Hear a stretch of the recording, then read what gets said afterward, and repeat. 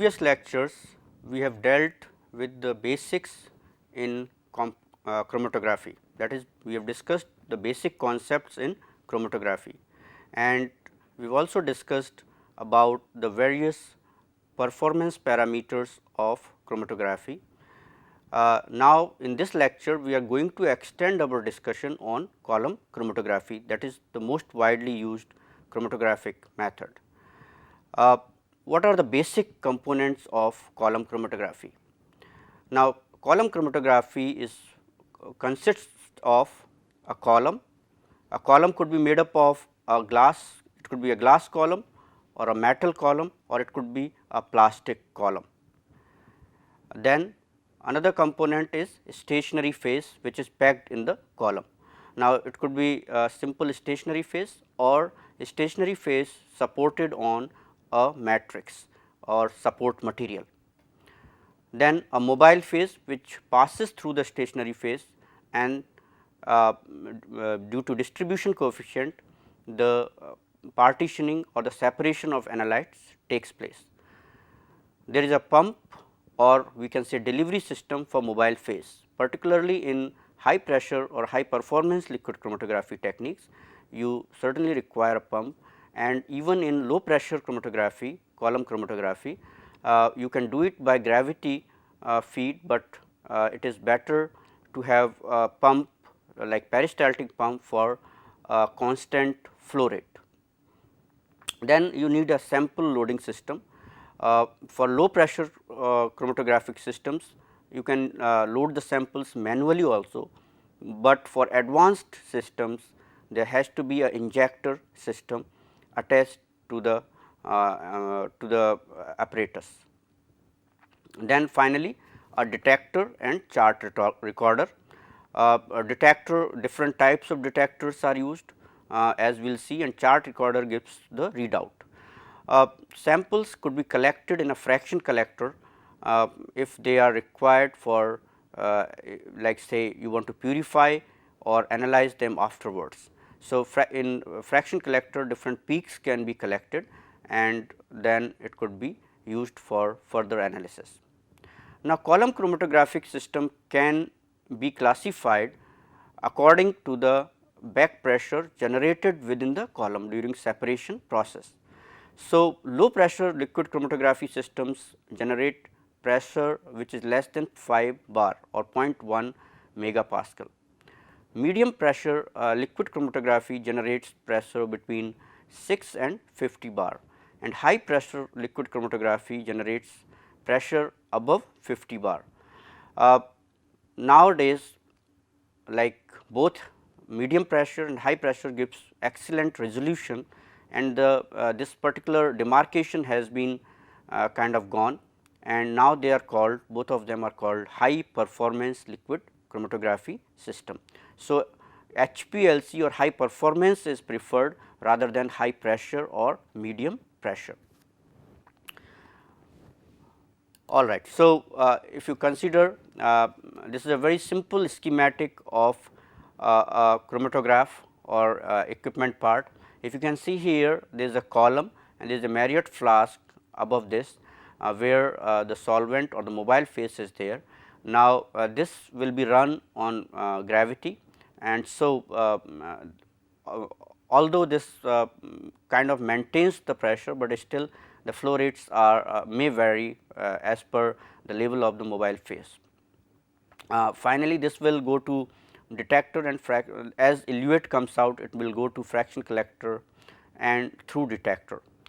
The improved systems even for low pressure chromatography, here you can see one, there is a eluent reservoir and there is a pump, it is usually peristaltic pump, as you will see later on. The pump kind of derives the mobile phase into the column.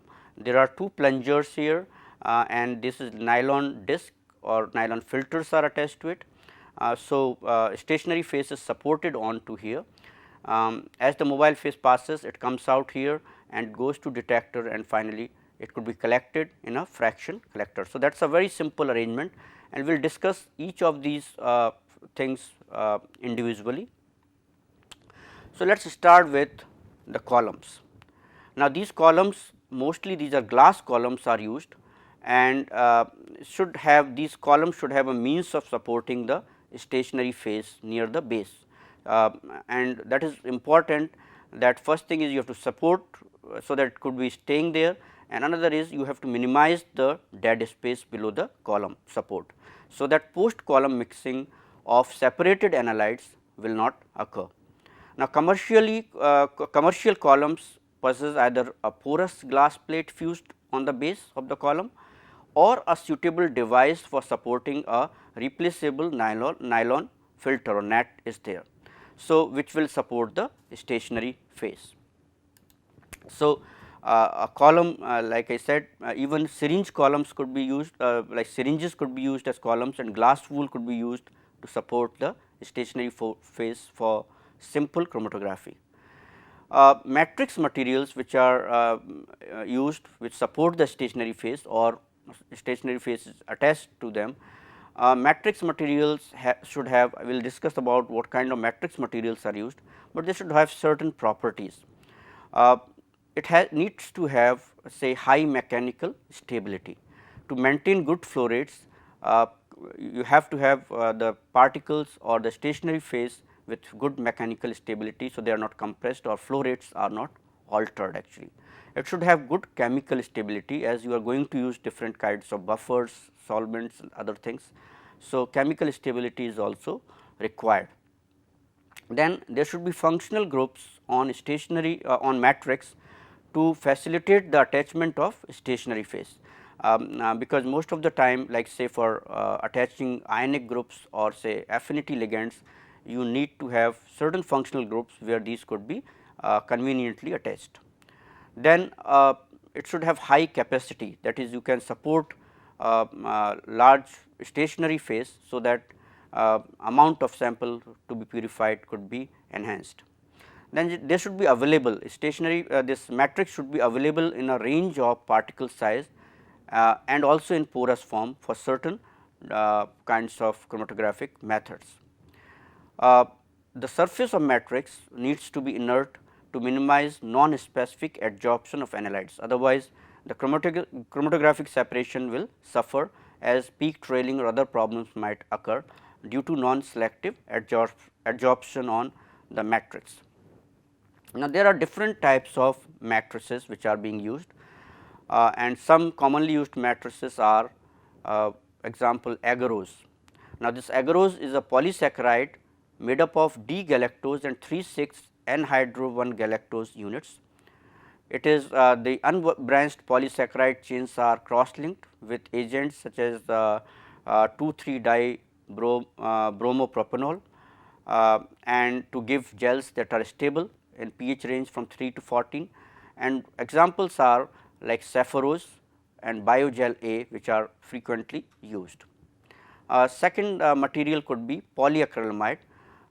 It is a polymer of acrylamide cross linked with bisacrylamide. We will see this is quite used, both agarose and polyacrylamide are used in electrophoresis in the next section. Polyacrylamide is also pretty stable in pH range of 2 to 11. And example is biogel P, that is a commercially available. Then cellulose could be used as matrix material. It is a polysaccharide of beta 1,4 linked glucose units and cross linked with epichlorohydrin.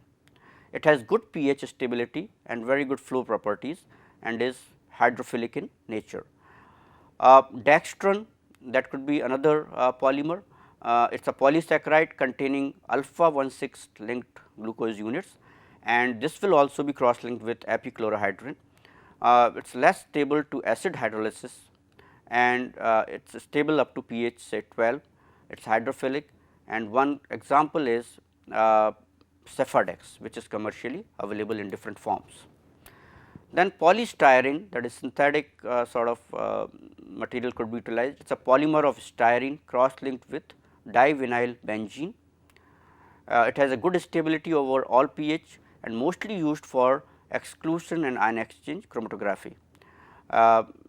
Then there is another one called silica. It is a polymeric material produced from orthosilicious acid and it is stable in pH range of 3 to 8. So, these are some of the examples of the matrices which are being used. Now, on these matrices attached is stationary phase, which is involved in the purification process. So, the chemical nature of the stationary phase depends upon the particular form of chromatography to be carried out. Say if it is ion exchange, you will be immobilizing ionic groups, if it is affinity and so on. Now, most stationary phases are available attached to the matrices in a range of size and shape commercially. So, both properties of size and shape are important because they influence the flow rate and the resolution characteristics. Now, column packing, once you have selected the matrix with stationary phase, the next step is to pack the column with the stationary phase, and that is very important part of chromatographic separation. Now, packing a column is normally carried out by gently pouring a slurry of the stationary phase in the mobile phase into the column, and column is gently tapped to ensure that no air bubbles are trapped and the packing settles evenly. Now, poor column packing will give rise to uneven flow and reduced resolution, and once a column has been prepared, it is very important that it does not to make sure that it does not run dry. So, it should be all the time kept wet actually, or mobile phase should be there. If it gets dried, then it will break or crack, and that again you have to maybe pack it again. So, let me show you how column is packed and how sample is applied onto the column on your screen. So, please see on your screen. So, what is done, if you have a glass column or any other column, and you can see there is a support at the base which will stabilize the stationary phase. Now, what happens is your stationary phase is filled in through a glass rod. Either you have to have a glass rod here, and you will pour your stationary phase onto the through this glass rod, so that it will pass and it will settle down, it will go to the base through the walls of the column. Now, advantage is that you will and it will be filled from the base, that if you suddenly add this to the column, the air bubbles will be trapped, but with this method air bubbles will not be trapped at the base of the column. Other way could be that you can tilt the column, rather than if you do not want to use the glass rod, then column can be tilted and then material could be poured in through the sides of the wall. So, this way what you can do is you can pour and see that when you are pouring this material, you do it evenly, like continuously, without without creating gaps or demarcations. Like for example, there could be a column which could be packed in this way, that there is some unfilled areas could be there, and this will again give uneven flows and will hamper the chromatographic procedure separation. So, these things has to be looked into. Now, how sample is applied onto the column, let us see that.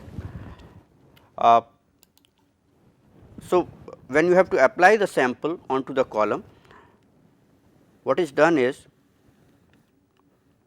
again you have a packed column. Once you have packed and you have made sure you have equilibrated the column with the particular buffer in which chromatographic separation needs to be done, then you have equilibrated the column or stationary phase with that.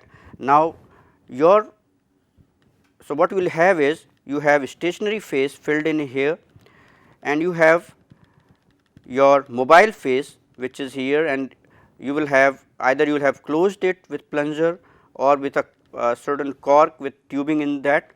So, there will be tubing which is attached to your mobile phase, it may be through pump or it may be without pumps. So, you can do it either by gravity or maybe without gravity. Now, how do you load your sample? One is, if you have lot of sample and it is like say ion exchange chromatography things, it could be directly loaded through peristaltic pump. But other methods could be that you have to remove this top plunger or cork whichever is there, and then what you have to do is, then once you have this material, and so you have to remove this mobile phase from here very slowly without disturbing the stationary phase bed. Once you have removed, then very nicely with a micro syringe or a pipette uh, you can inject the sample, or you can load the sample in here in a smaller volume, and then very slowly let this sample get into the column, and once it gets into the stationary phase, then you can put the mobile phase again, and then put the plunger on and start the chromatographic procedure.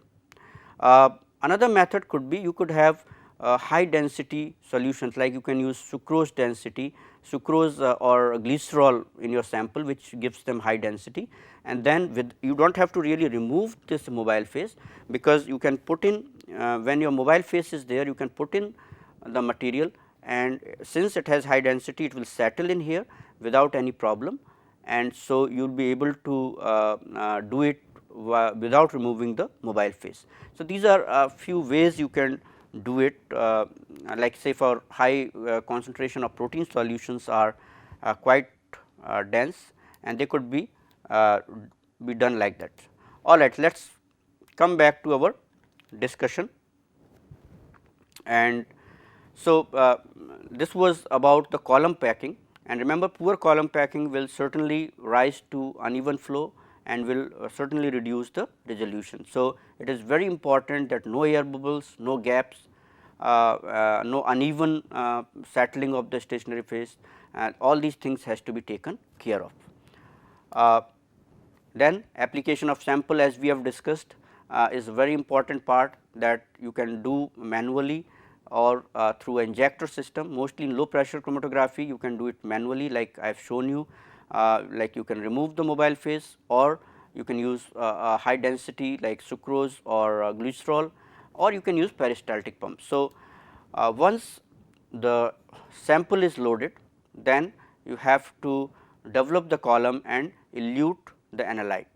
So, the components of the applied samples are separated by continuous passage of the mobile phase through the column. Now, the separated analytes will be removed from the column by elution, and this elution process is essentially that the flow of mobile phase is maintained at a constant rate, and in certain systems the column certain systems, the analyte as per retention time will stay in the column and then slowly will be moved, and since they have different distribution coefficient, they will be separated and they will be retained separately or differently, they will be removed. So, it is a isocratic elution. There could be also gradient elution, where you are utilizing an eluent containing other substances, like say for example, salt elution. You might use sodium chloride, and that replaces the analyte, and then analyte is eluted. So, there you can have gradient elution, or that could be step gradient, or that could be continuous gradient elution could be done, and there are gradient makers which are available to make the elution to make the gradient. To produce a suitable gradient, 2 or more eluents have to be mixed. Like for example, you can have 0 molar NaCl in a buffer, and you can have say 1 molar NaCl in that buffer, and those 2 can be combined in correct proportion prior to entering the column. This could be achieved by using 2 different peristaltic pumps to deliver the separate eluents, and they will be mixed in a chamber before entering the column. Gradient could be a linear gradient, or it could be a convex or concave gradient. Convex gradients give better resolution initially, whereas concave will give better resolution at the end. This is a peristaltic pump, a very simple schematic of a peristaltic pump. It is a roller type peristaltic pump, and you can see these rollers here. What they do is they compress the tubing, and as they revolve, it's this revolution occurs. These rollers move, compressing the tubing, and due to the compression, the mobile phase is sucked in from the reservoir, and then will be at fixed flow rate it will be supplied to the column. Now, this has to be standardized in a sense that different tubings will give you different flow rates as per the revolution of this disc actually. So, that has to be standardized, but that is a very simple peristaltic pumps. There is planetary type also are available, and both of them can be used for providing even flow or constant flow. This figure shows this is a gradient maker. You have one solution here that is donor chamber, one is recipient chamber, and then as it could be mixed with a magnetic stirrer and a gradient could be made in a different proportion. This is like a linear gradient, or you can have convex or concave gradient as per your requirement. So, this is a very simple method of elution where you get your analyte out and you can collect it in a fraction collector, you can detect it through a different kinds of detectors. Method of detection and collection we will be discussing later on with HPLC section, as many things are very common. Only difference is detectors are for HPLC are more sensitive, and they are more quick to detect certain things rather than a low pressure chromatography system, where a simple UV monitor could be utilized. All right. So, this was about the low pressure chromatography system. Now, let us shift to high performance liquid chromatography and how you will see how it is different from low pressure chromatography. Now, the resolving power of chromatographic column increases with column length, as we were discussing earlier, and it depends on number of theoretical plates per unit length. But there is a limit to, or there is a practical limit to the length of the column because of peak broadening and other problems. So, what you have is that you cannot really increase the length to after certain particular length of the column.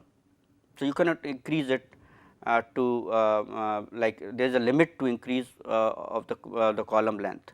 So, what has to be done to increase the theoretical plates?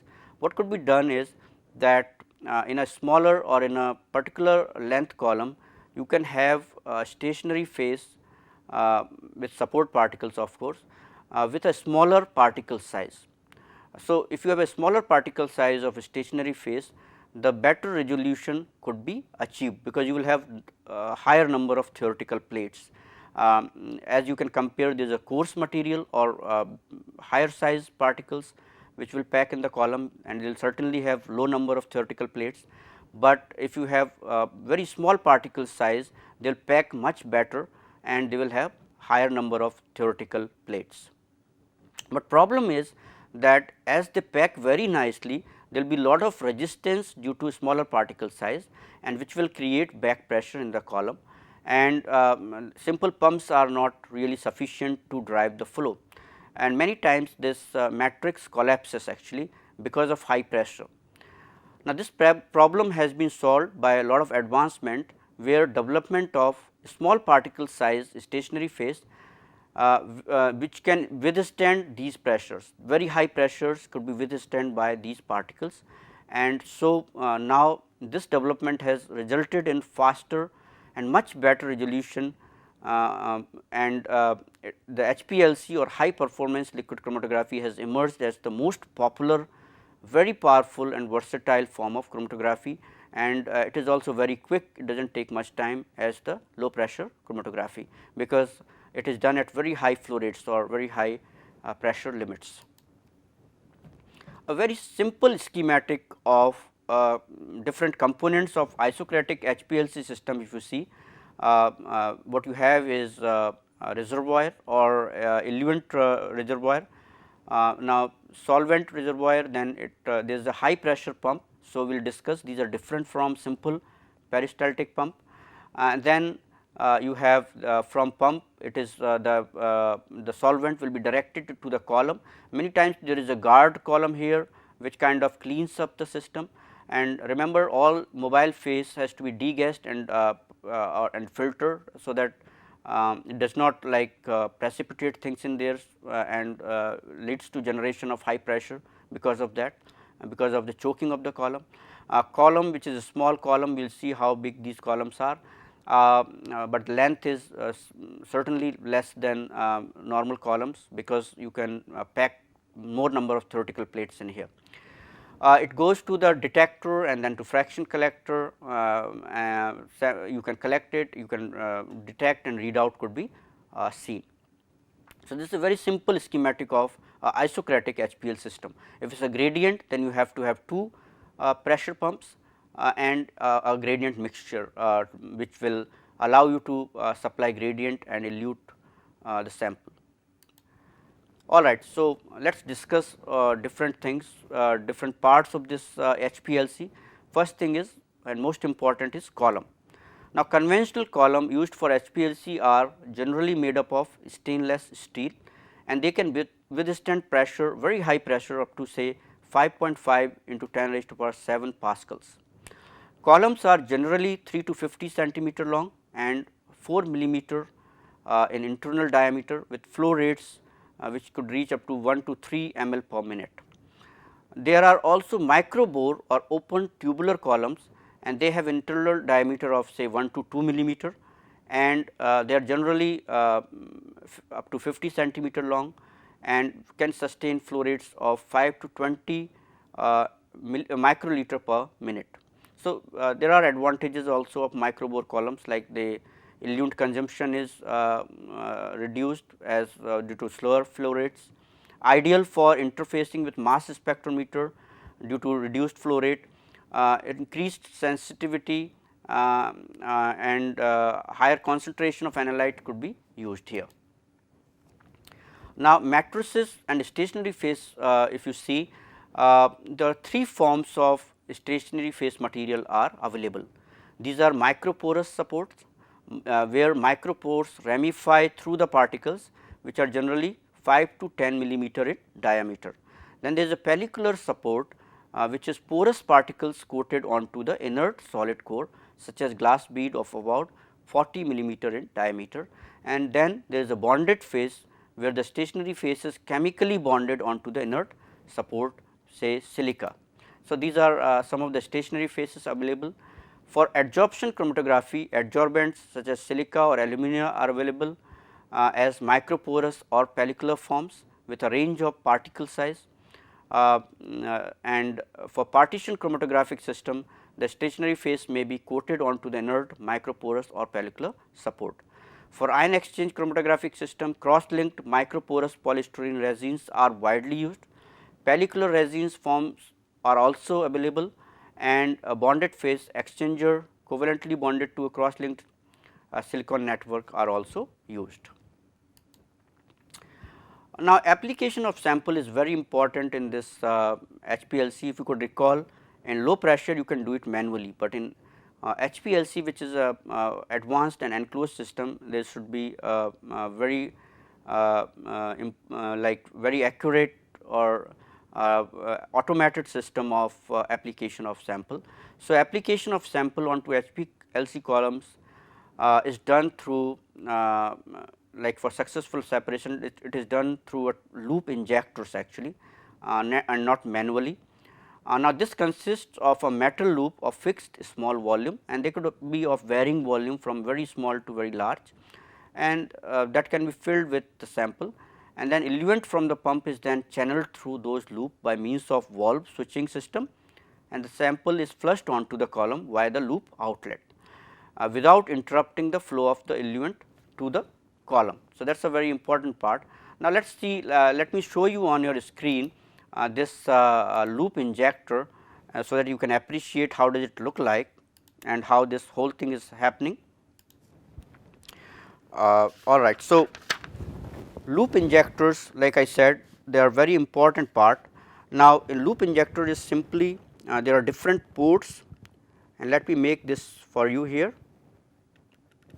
It is a disc sort of, and you have different ports here, and we can number them like say 1, 2, 3, 4, 5, 6. Then there will be a loop which is connected. If you see, there is a loop here which is of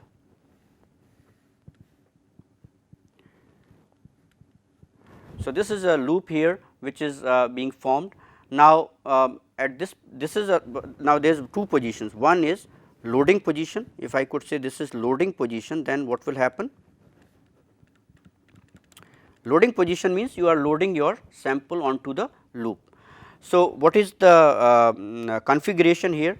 Configuration is that you have a particular eluent or the mobile phase from pump. This is going to the port number 1, and from the port number 2 it is going to the column. So, still you have not loaded. So, now this is the loading position where you can load your sample. If I say this is your knob which would has to be shifted, then this is the loading position, and this is your loop. This is loop is of fixed volume. Now, this could be, like I said, it could be like 200 microliter to say a few ml also. Now, what will happen? So, you have to load, this was the port where you will be loading the sample actually. So, this is inlet port for loading the loading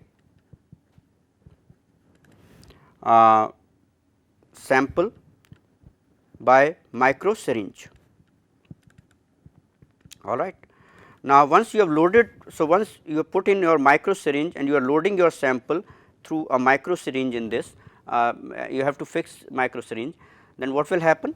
This will go here, your sample will move from into this loop, and it will fill this loop here. All right. So, what will happen? Say if this is 200 microliter loop. So, if you load 250 microliter, then 200 microliter will be contained in this loop, and rest of it will go to through the port number 5, like it is connected to 6, loop is connected to 6 and 6 is connected to 5 here. So, this will go to waste. So, these are both things will go to waste. So, what will happen? You have loaded the loop, extra sample will go to the waste. All right. Now, this is loading position. Now, let us see that you have to inject it onto the column. So, what will happen? What is the difference here? Now, what is, these are all things are same, that you have these ports here, which is 1, 2. Now, and this is your loop here, and this is connected here. So, what was the situation here? Then here it is from eluent from pump is coming here, and this is to column. So, what will happen? Now, here if you see, this knob will shift to injecting position. Now, this knob which was here, this will be shifted to injecting position, and it will be you can just rotate it to this position, and now the configuration will change. And the configuration will change in a sense that the eluent which was here going to port number 2 directly, rather as you change this knob, this will go to port number 6, and now port number 6 and 5 are not connected. And so, what is happening? The eluent is going to port number 6, then it goes to the loop, and from the loop finally it goes through port number 3 to port number 2, and then to the column.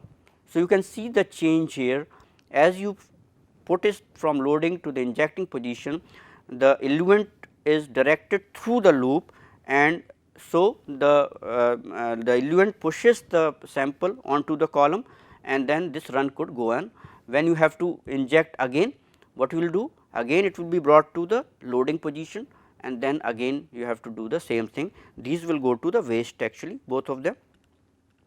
So, this is the a very good system injector loop which could be used for loading the or for application of the sample. All right. So, let us return to our discussion. All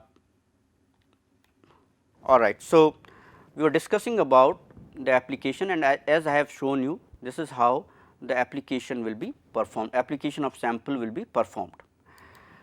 Now, mobile phase depends upon what separation needs to be achieved. If it is a isocratic elution, it could be made with a single pump using a single eluent or two or more eluents pre-mixed in a mixed proportion. But if it is a gradient elution, then one needs to use two pumps and there will be a gradient mixture or programmer has to be used. All eluents must be spatially purified because traces of impurities can affect the column and interface with the detection system. It is also essential that all eluents be degassed and they should be filtered for high resolution. The next component, important component of HPLC is the pumps actually. Now, main feature of good pumping systems in HPLC is that it is capable of output of at least say 5 into 10 raised to power 7 pascals, and ideally there must be no pulses, as this may affect the detector response. So, there should be like your flow capabilities of at least like say 10 centimeter cube per minute or up to 100 centimeter cube per minute for preparative systems. Now, the pumps which are used in here are mostly constant displacement pumps and reciprocating pumps like. Now, all pumps which are used in here, they incorporate pulse dampeners to minimize the pulsing effect, and they have inbuilt safety cutout mechanism to inactivate the pump automatically if pressure within the chromatographic system changes from preset limits. Now, here is one example is that is constant volume pump. If you can see here this constant volume pump, displacement pump, it maintains a constant flow rate through the column irrespective of the changing conditions within the column, and this is which is like constant volume pump. It is a motor driven pump. We can say it is a syringe type pump that delivers a fixed amount of volume to the column by piston driven by a motor. So, what happens is this pump contains a screw jack, it contains a screw jack driven by a stepper motor. So, on the delivery stroke, what is done, it on the delivery stroke the eluent from here goes and it is delivered to the column at a constant rate. So, once it is done, then these valves will be then accordingly they will be closed or opened, like say for when it has to be the eluent has to come from the reservoir, this will be opened, and then in the next when it the syringe pump strokes and like when it has to deliver this displace this eluent onto the column, this valve will be open and this will be closed. So, this is like constant volume pump and it is quite used and in the HPLC systems. There is another one which is called reciprocating pump. Now, in reciprocating constant displacement pump, a motorized crank drives the piston and check valves regulate entry of eluent to the column. On the compression stroke, like here this one is a driven drive motor and there is a crank driver motorized crank which drives the piston. So, what happens is on compression stroke the eluent is forced from the pump chamber. So, eluent will be forced from the pump chamber to the outlet valve and to the column, and during the return stroke the exit check valve closes and the eluent is drawn in via the entry valve, that is the inlet valve.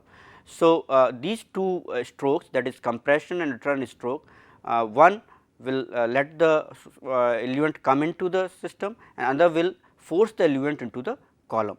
So, these pumps produce small pulses of flow and pulse dampeners, as I said, are employed to minimize the effect. So, these are the two kinds of pumps which are utilized, constant displacement pumps which is constant volume pump and reciprocating pump.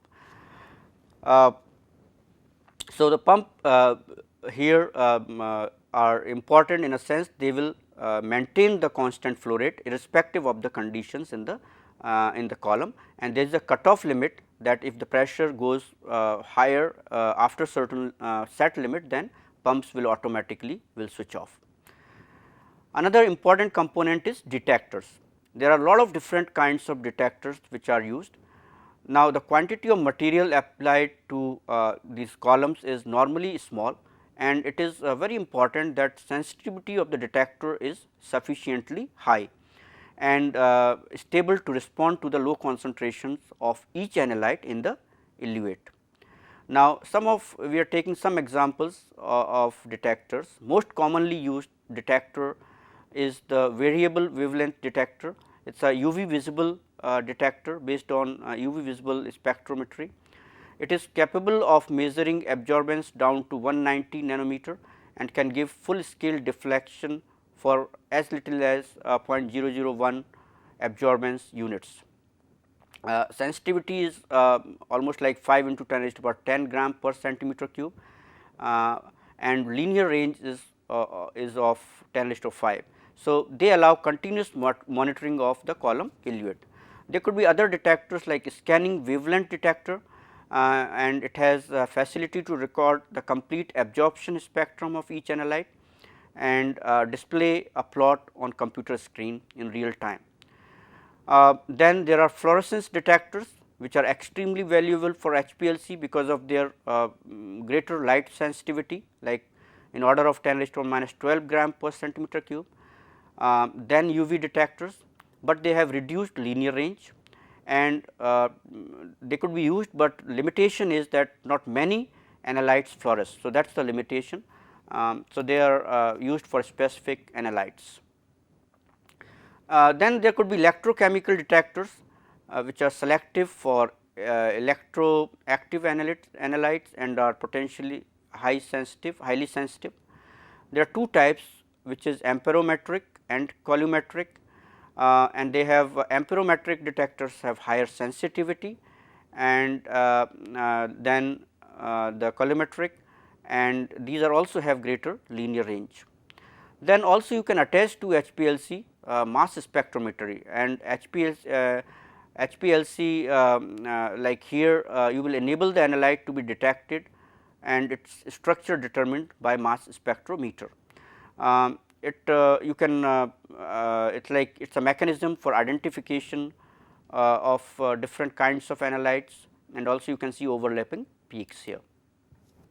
Then there could be like certain times you can use NMR spectrometer directly attached to HPLC, and it can again give structural information about the analyte that is complementary to the obtained by HPLC MS, that is mass spectrometry. Then there could be refractive index detectors, and they depend on change in the refractive index of the eluate as analyte emerges from the column. It will respond to any analyte in any eluent, and the changes in refractive index being either positive or negative. Commonly used in for let us say analysis of carbohydrates and other analytes.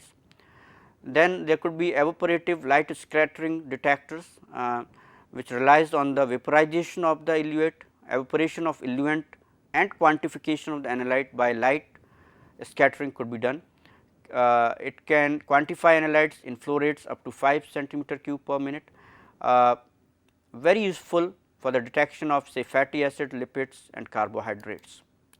So, these were some of the detectors which could be used, but mainly it is a UV vis detector which are the most common, and for say carbohydrates refractive detectors could be based on refractive index change could be utilized.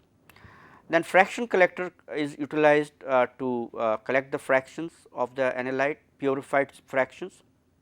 Now, for studies in which analyte in the eluate is to be collected and studied further, that could be divided into different fractions, and automatic fraction collectors which are programmed along with the whole system, and they could be designed either to collect a selected volume of eluate or to collect the eluate for a predetermined period of time. So, both ways it could be done.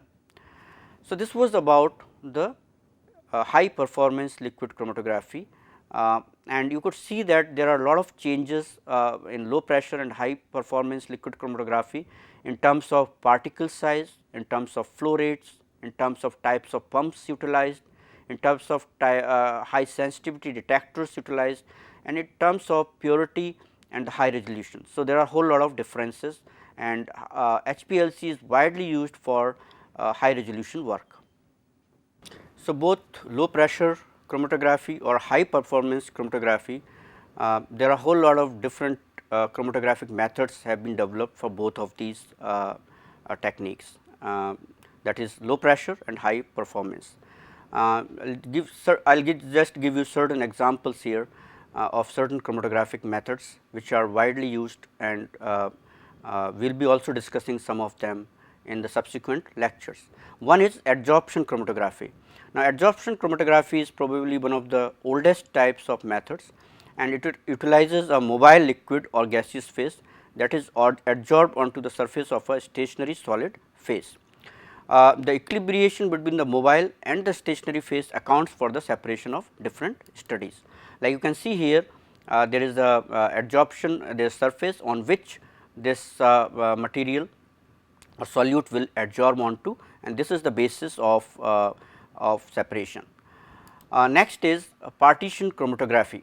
Now, this form of chromatography is based on a thin film. You can see here thin film formed on the surface of the solid support by a liquid stationary phase, and the solute equilibrates between the mobile phase and the stationary phase. So, you can see here solute is dissolved and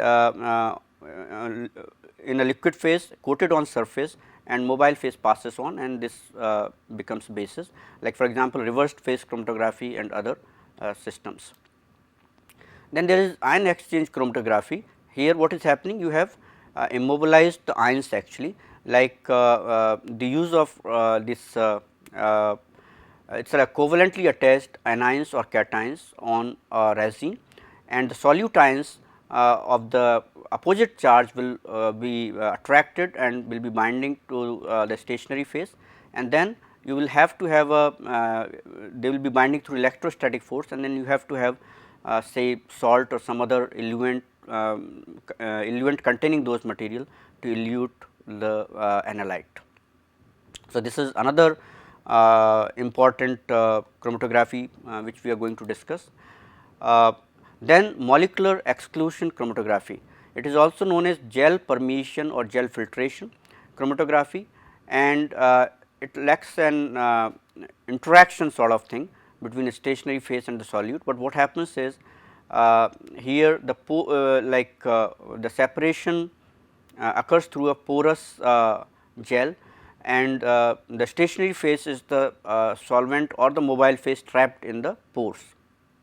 So, pores are normally small and exclude the large solute molecules, but allows smaller molecules to enter the gel, causing them to flow through a larger volume, and this causes the larger molecules to pass through the column at a faster rate than the smaller ones, because larger molecules will not be able to enter the pores and will not be retained for a longer period of time as compared to smaller molecules. You can see there are pores, and these molecules are kind of entering and going out. So, they spend more time in the column as compared to the bigger particles which will not be entering these pores.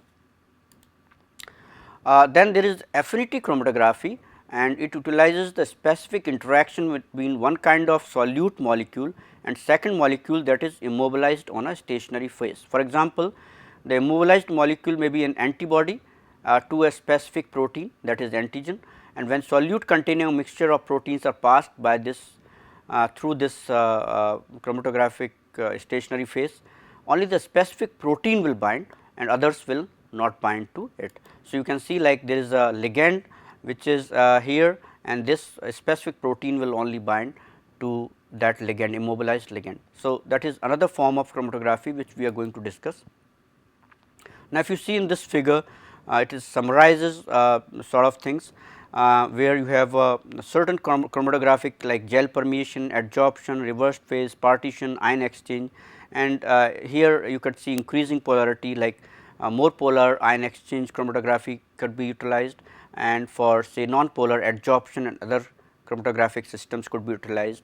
Gel filtration or permeation can be utilized for any kind of molecule, because it is lacks the particular interactions of that sort. So, this completes our section on introduction to column chromatography, where we have discussed the low pressure column chromatography or liquid chromatography and high performance liquid chromatography. We have gone through different components of the both the systems, where we have discussed about columns, pumps, stationary phase, mobile phase, detectors, and so on. And in the next section we are going to discuss, we will start with a specific chromatographic method, which we are going to discuss about ion exchange chromatography, gel filtration or exclusion chromatography, affinity chromatography, and also we will be discussing about gas liquid chromatography systems. Thank you.